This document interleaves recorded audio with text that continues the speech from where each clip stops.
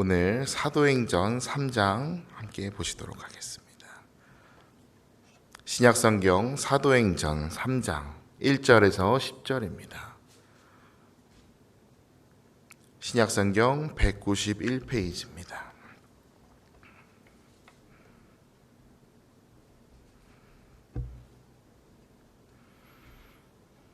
사도행전 3장 1절부터 10절까지 한 목소리로 함께 합독합니다. 제9시 기도 시간에 베드로와 요한이 성전에 올라갈새 나면서 못 걷게 된 이를 사람들이 메고 오니 이는 성전에 들어가는 사람들에게 구걸하기 위하여 날마다 미문이라는 성전문에 두는 자라. 그가 베드로와 요한이 성전에 들어가려 함을 보고 구걸하거늘 베드로가 요한과 더불어 주목하여 이르되 우리를 보라 하니 그가 그들에게서 무엇을 얻을까 하여 바라보거늘 베드로가 이르되 은과 금은 내게 없거니와 내게 있는 이것을 내게 주노니 나사렛 예수 그리스도의 이름으로 일어나 걸으라 하고 오른손을 잡아 일으키니 발과 발목이 곧 힘을 얻고 뛰어 서서 걸으며 그들과 함께 성전으로 들어가면서 걷기도 하고 뛰기도 하며 하나님을 찬송하니 모든 백성이 그 걷는 것과 하나님의 찬송함을 보고 그가 본래 성전 미문에 앉아 구걸하던 사람인 줄 알고 그에게 일어난 일로 인하여 심히 놀랍게 여기며 놀라니라.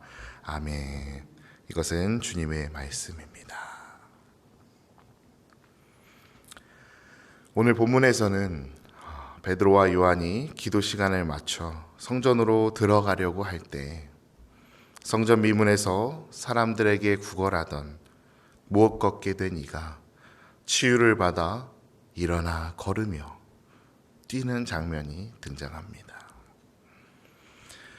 비참하게 성전 미문에서 구걸하는 못 걷는 자, 바로 이 사람을 우리가 주목해서 영적으로 재해석해 본다면 죄사함의 은총과 하늘 소망의 축복을 알지 못하는 끊임없이 목말라하며 살아가는 세상의 것만을 갈구하고 있는 많은 사람들을 떠올려 볼 수 있을 것입니다. 저와 우리는 그리스도인이라는 이름으로 이 시대에 바로 이 땅 가운데 이곳에서 살아가고 있습니다. 우리에게 주어진 역할은 무엇입니까? 그리고 어떻게 그 영적 장애를 갖고 있는 많은 사람들에게 치유의 소망을 줄 수 있을지 오늘 말씀을 통해서 깨닫는 저와 우리 모두 되어지기를 축복합니다. 첫째로 우리는 주님의 긍휼의 마음을 구해야 합니다. 긍휼이란 의미는 긍휼히 여기다, 다시 말해 불쌍히 여겨 돌본다라는 의미를 담고 있습니다. 우리가 세상에 못 걷게 된 이들, 특별히 영적 장애를 갖고 있는 이들에게 치유하는 도구로 쓰임받기 위해서 무엇보다 그들을 향한 주님의 긍휼의 마음이 필요합니다. 베드로와 요한은 제9시 기도 시간에 맞춰 바쁘게 성전을 향하고 있었습니다.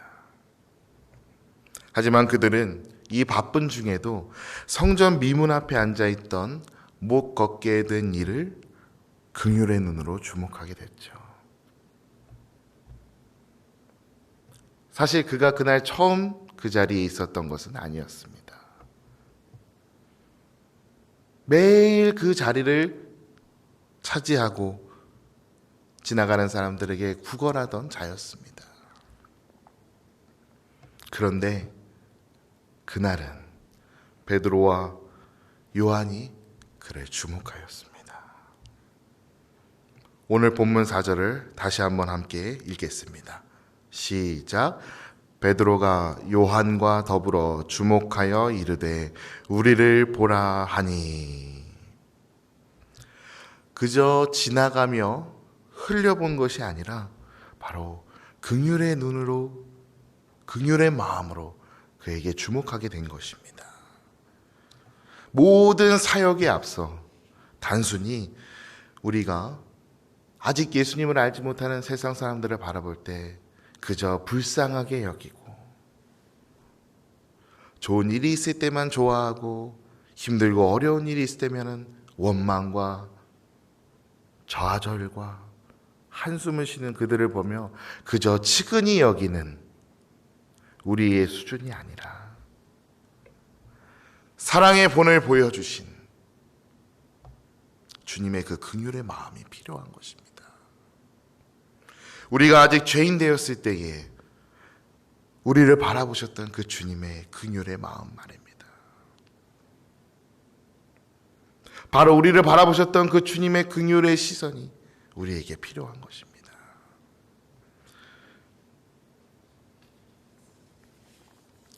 예수님은 하나님의 형상으로서 우리 인간의 회복에 관심을 갖고 죄악 가운데 소망 없이 살아가는, 죽을 수밖에 없는, 영원 형벌에 처할 수밖에 없는 우리를 긍휼히 여기셔서 우리를 위해 십자가 구속의 은혜를 이루셨습니다.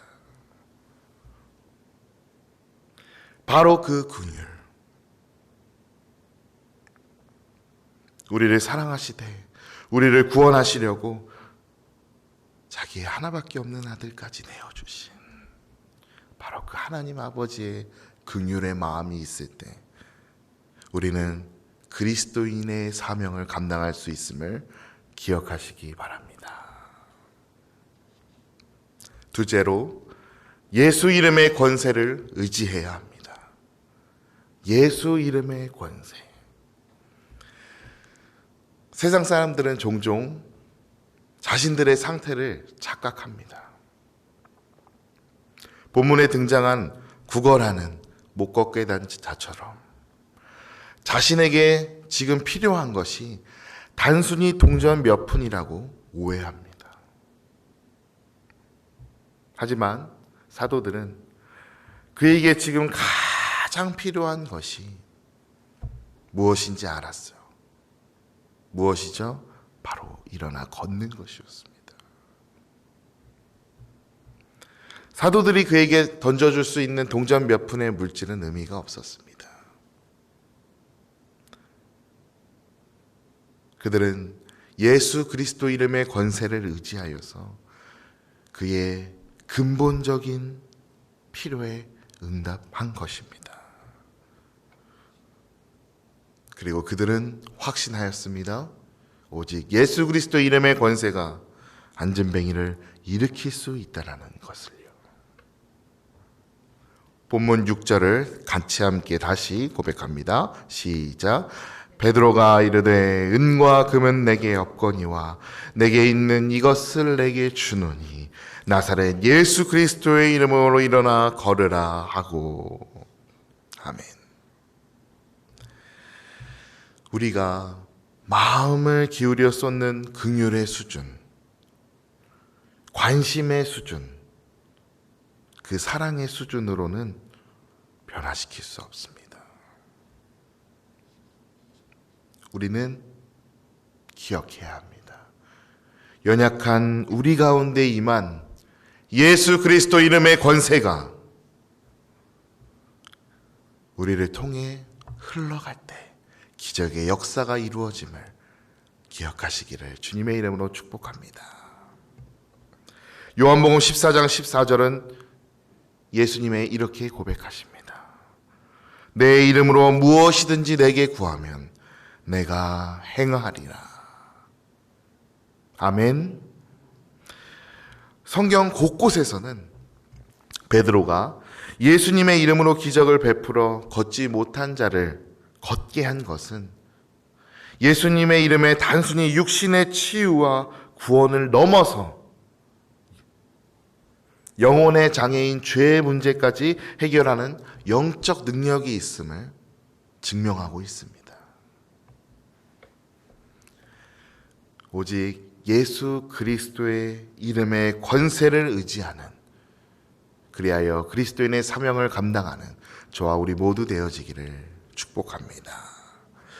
셋째로, 나를 숨기고 하나님께만 영광을 돌려야 합니다. 우리 시대의 교회는 예수님이 아닌 말에 능한 설교자를 찾으며 화려한 경험이 넘치는 간증자들을 찾는 경향이 있는 것 같습니다. 하지만 오늘 본문을 보면 못 걷게 된 자가 기적적으로 치유를 받고 일어났는데 그 누구도 베드로와 요한에게 주목하지 않음을 보게 됩니다. 8절입니다.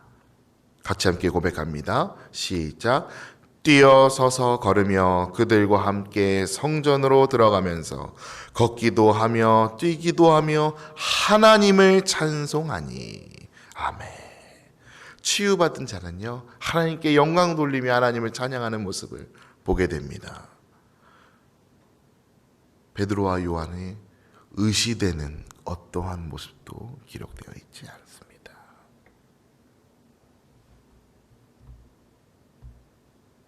이 장면을 목격한 주변의 많은 사람들이요, 치유받은 자가 하나님을 찬미하는 것을 보고 어떻게 했다 그랬죠? 놀라워했습니다.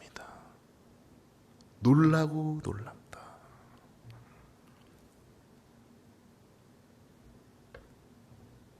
어떻게 베드로와 요한은 가려지고 보이지 않고 하나님만이 온전히 드러나실 수 있었을까요? 그들은 단순히 안전뱅이를 고치는 도구에 불과하다는 자신들의 자세와 태도와 정체성을 정확하게 인지하고 있었기 때문입니다.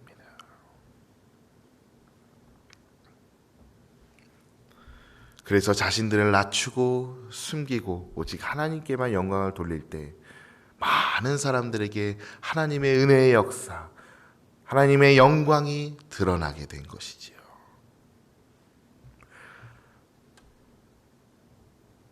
세상은 여전히 영적 장애로 가득 차 있습니다. 저들은 못났고 우리는 잘났다라는 말이 아닙니다.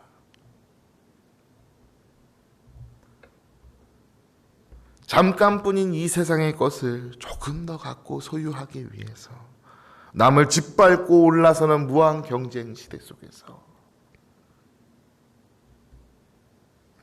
이 땅의 삶이 전부인 것 마냥 나만 잘 먹고 잘 살면 된다는 이러한 극단적 이기주의, 개인주의적인 가치관이 팽배한 세상이지요. 원망, 분노, 불안, 절망, 좌절. 그 가운데 비참하게 아무런 소망 없이 그렇게 살아가고 있는 주위에 많은 이들이 있습니다. 가깝게는 우리의 가족일 수도 있고요. 여러분, 우리 주위에는 그런 분들이 얼마나 계십니까? 자신의 근본적인 문제를 치유받지 못한 채 그저 외적인 물질만을 갈구하며 잠깐의 목마름만을 해소하는 거린과 같은 상태에 있는 많은 영적 장애를 갖고 있는 세상 사람들 앞에서 우리 그리스도인의 역할은 무엇입니까?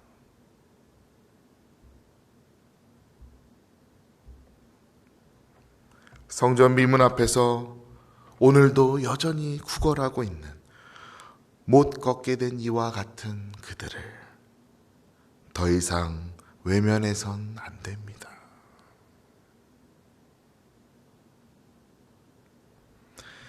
오늘 베드로와 요한의 모습을 통해 우리는 깨닫게 되었습니다. 첫째로, 주님의 긍휼의 마음을 구해야 합니다. 둘째로, 예수 이름의 권세를 의지해야 합니다. 셋째로 저들에게 주목하여 다가가서 예수 그리스도의 이름을 선포하고 나는 주님의 십자가 뒤에 숨고 나를 낮추고 하나님께만 온전히 영광을 돌릴 때 많은 사람들이 하나님을 찬양하게 되는 놀라운 은혜의 역사가 우리를 통해 이루어짐을 믿으시기 바랍니다. 영육의 회복과 생명의 근원 되시는 예수 이름의 권능이 묶여있던 모든 영적 장애를 깨뜨리시는 역사가 우리의 작은 기도와 순종을 통해 이루어질 것입니다.